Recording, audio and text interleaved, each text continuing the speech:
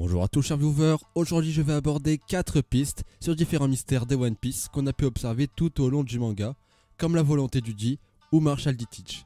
Et même plus encore, vous verrez bien. Cette vidéo m'a demandé pas mal de temps de réflexion pour faire des liens et j'ai surtout eu beaucoup de chance d'avoir pu avoir une personne japonaise qui a répondu à quelques-unes de mes questions pour cette vidéo. Et d'ailleurs je pense que vous la connaissez déjà pour ceux qui suivent la théoricien One Piece, du Mont Corvo. C'est bel et bien Yuderon qui a diffusé en premier la théorie de la localisation du One Piece avant Ohara et Mont Corvo. Avant de commencer la vidéo, lâche déjà ton petit like et partage la vidéo à tes potes, ça fait toujours plaisir et surtout bonne vidéo.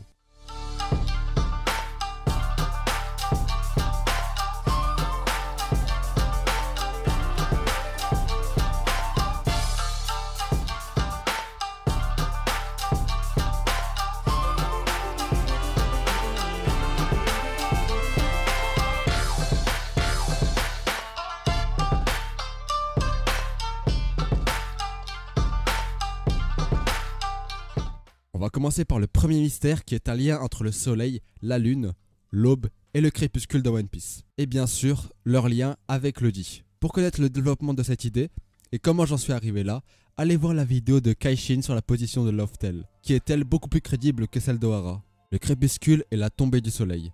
L'aube, elle, c'est son lever. C'est pour ça qu'avec ces bases, on peut faire quelque chose d'assez évident. Et c'est quelque chose dont je me suis rendu compte en regardant l'image en face de vous. Au moment de sa mort, il ne nous a montré qu'une chose de lui, son sourire.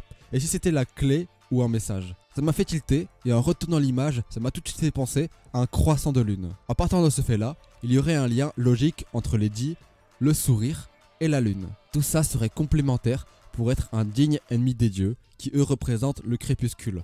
On peut aussi imaginer que le Di peut symboliser une demi-lune ou un sourire, à voir. Pour le deuxième mystère, j'ai réussi à rentrer en contact avec Yuderon, le créateur de la théorie d'Ohara, qui a retourné le réseau, mais qui s'est fait démonter en 30 secondes par Ryo Sensei. J'ai pu poser quelques questions en français et il m'a répondu en anglais. Et ma question était une demande sur le fait qu'Oda a-t-il déjà exploité la langue japonaise pour faire des doubles sens ou des foreshadowing dans son manga. Et sa réponse était plutôt concluante car vous allez le voir tout au long de la vidéo. Quand tu prends le nom de Kurea, du docteur de l'île de Drum, et que tu le disposes sous forme de syllabes japonaises, donc Kureha, alors dans la langue cela forme 3 chiffres successifs, qui sont le 9, le 0 et le 8, et qui forment le chapitre 908. Que retrouve-t-on donc au chapitre 908? La première apparition d'Im-sama. Donc y aurait-il un lien logique ou caché entre Im et le docteur Kurea? Le docteur Kurea est-elle la seule humaine à ce jour à pouvoir vivre aussi longtemps? Aurait-elle subi l'opération de jouvence? Et est-ce le cas aussi pour Im? À Drum, elle l'a demandé de nombreuses fois, son secret, mais personne n'a jamais voulu en savoir plus, la prenant pour une folle. On passe à d'autres réponses données par Yuderon, comme par exemple le nom d'Im-sama, qui séparé donne les 3 chiffres, 1, 6 et 3. Donc le chapitre 163, ce qui nous amène directement à Alabasta, où on peut observer une phrase très spéciale, de la part du roi Cobra. Le temps est l'œuvre de Dieu. Donc Im serait-il capable de contrôler la météo?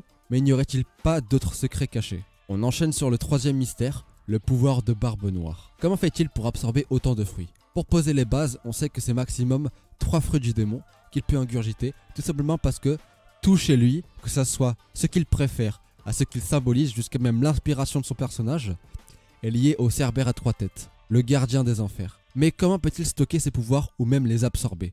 Eh ben je pense qu'on a déjà les réponses. Big Mom a eu son fruit en dévorant Mother, qui s'occupait déjà d'elle et qui avait le fruit du démon de l'âme. Donc forcément, en partant de ce constat-là, Big Mom a dû assimiler quelque chose en la mangeant. Et c'est pour ça que je suis parti du fait que dans One Piece, un organe spécial est présent dans le corps des gens, pas forcément quelque chose que nous possédons déjà, mais un organe qui permet de stocker le fruit du démon, mais que tous les êtres humains ont en une fois. Et en ingérant cet organe, tu peux avoir le fruit du démon de la personne, donc ce qui expliquerait comment Teach, lui, a pu prendre celui de Barbe Blanche. Et il a tout caché pour se servir de son fruit et absorber cet organe ou le manger. Ce qui expliquerait aussi comment il le donne à son équipage, vu que c'est une capacité non pas exclusive à lui, d'avoir un fruit du démon, mais aussi des autres personnes de son équipage, comme on a pu le voir avec Shiryu et Absalom.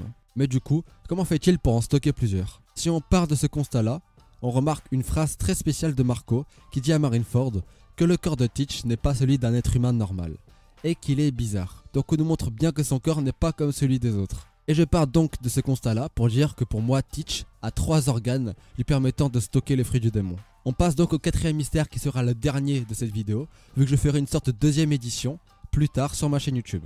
Ce quatrième mystère est sur la volonté d'Eddie et sa signification. Et j'ai gardé justement une réponse de Yuderon pour ce quatrième mystère. Je cite donc ses propos. The Will of Di peut être traduit par Di no Hishi. The Will of Di signifie la volonté du Di et qui peut être traduit en japonais par Di no Ishi. Ishi en japonais peut signifier docteur ou médecin. En gros, en japonais, l'appellation de la volonté pourrait se traduire par un remède ou carrément une personne pouvant soigner la volonté du Di, ou alors la volonté du Di elle-même serait un remède à quelque chose, ce qui expliquerait ce qui pourrait avoir un lien avec le rêve de Chopper qui est d'avoir un médicament pouvant guérir toute maladie, et ce médicament serait la volonté. On arrive vers la fin de la vidéo. Si vous avez kiffé, laissez un like et commentez sur le référencement. Même si vous n'avez rien à dire, mettre un petit compliment ou des remarques sur la vidéo m'aiderait beaucoup. N'hésitez pas à partager la vidéo sur vos groupes ou serveurs Discord ou à votre entourage et à vous abonner à ma chaîne YouTube d'ici la prochaine vidéo. Portez-vous bien, c'était Escanor, au revoir.